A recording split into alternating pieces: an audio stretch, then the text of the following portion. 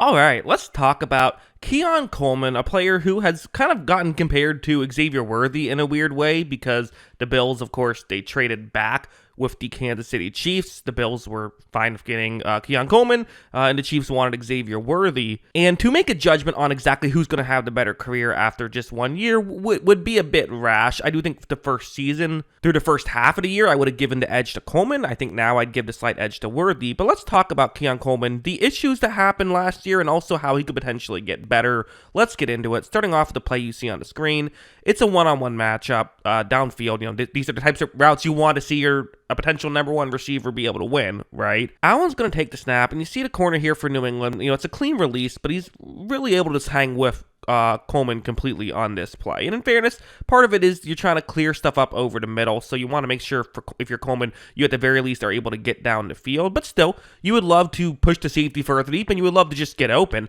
force the quarterback to throw it to you here, right? This is the last game of the season, of the regular season, so this isn't Allen in the game, but still, there just isn't any separation here.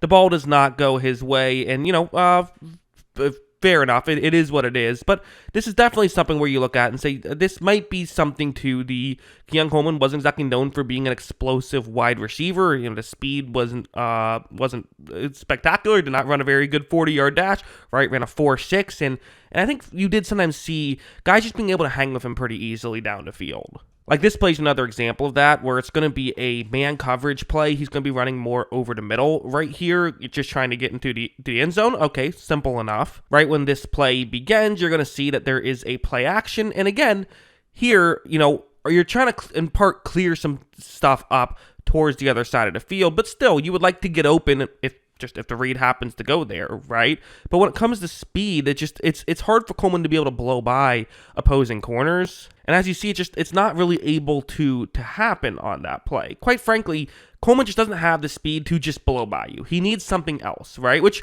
is okay. I mean, there's plenty of players who you would say, like Drake London's an example of a guy who you would say he's not just gonna, he doesn't have the speed to just run by you straight up. He can win in other ways. So okay, Coleman just has to win in other ways, and we did see him be able to do that. Like this was a great example of what I really like from Coleman and why I liked him coming out of college and why I'm still, I would say, I think he's still going to be an effective player for the Bills for years to come because of plays like this, where what's going to happen is you see the concept on the screen, which on paper is actually one where you think speed should come into play because you have to have the threat of winning down the field, which then can open up something when you cut. Well, watch how when this play begins. So you see the corner for Tennessee. He has his back turned towards the back is turned towards the sideline, so he's facing towards the middle of the field, which is actually how you're supposed to play this. You want to have your back turned towards the sideline, and you want to be closer to the sideline than the receiver you're playing against. That's what they teach you. So for Coleman, he's going to kind of run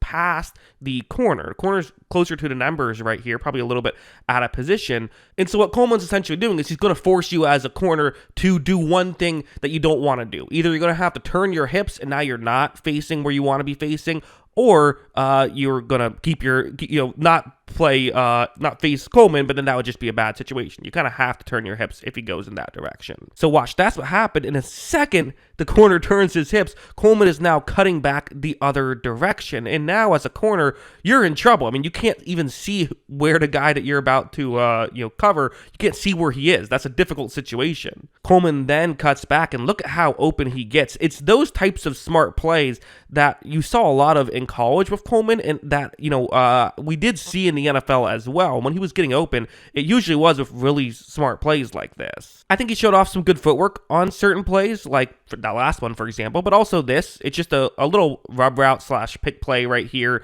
He's the one who I've circled in white on this play. Again, simple enough, just get over the middle. But watch, as you see, shows off good footwork, fakes as though it could be, doesn't give away what he's doing right away, then cuts over. He was open, ball went elsewhere, but that's totally fine. Again, we definitely saw plays like this where he was able to succeed. And I think we also just saw something like this, where, I brought up the Drake London thing, a guy who's not a fast receiver, but is one thing that Drake London does a really good job of, other than just his route running, is his ability to make catches, even if he's not generating separation. I think we saw that with Coleman a bit last year as well, where this is just a one-on-one matchup towards the end zone. Josh Allen takes the snap. He's going to look in this direction. And as of right now, like I said, there's not separation, and you're not expecting there to be separation. But watch what Josh Allen does. This is a very smart Josh Allen play.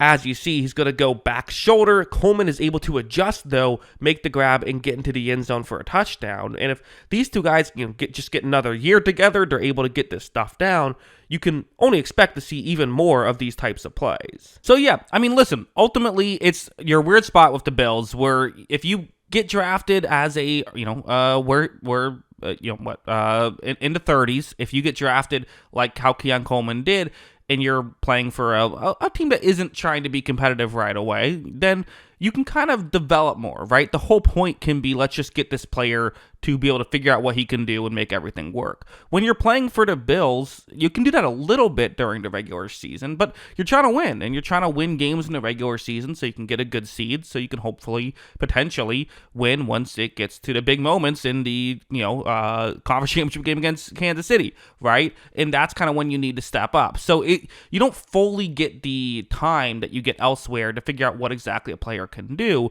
which is why I almost feel like sometimes when a player gets drafted to a good team, it's not the first year that they play well. There's the whole idea of the sophomore slump, but sometimes in these situations it goes the opposite, where this is the kind of the first year a team has realized, okay, this is exactly what Coleman can do. This is how we can utilize him. We can kind of make him a part of the offense, that we've had a full offseason to really focus and to pay attention to some of this stuff. So you have Keon Coleman. You have other players who, again, the way that Bill's receiving core works is they don't necessarily have the one elite guy now. It's a bunch of different guys who can do different things. But you have Khalil Shakir. You've added Curtis Samuel. You added Josh Palmer. You have Elijah Moore. If he can do anything, maybe Laviska Shenault can do something. We'll see. But you've added enough pieces now. I do feel like, though, for an outside guy, it just feels like Keon Coleman's going to be their guy. It feels like they trust him a little bit. If this is the receiving core they're going to go into the season with, I think they are expecting him to be able to do some things that, listen, we've seen him be able to do, so we'll see if that works out this time. But yeah, those are kind of my thoughts on Keon Coleman and what he means for the Buffalo Bills. Before I go, I will mention I do have a movie channel. If you want to hear my thoughts on movies, you can check that out. The link is in the description below. I have some movie reviews, things of that nature on there, so check that out if it seems like your kind of thing. But yeah, those are my thoughts on Keon Coleman and the Bills receiving core as a whole. Let me know your thoughts in the comments below.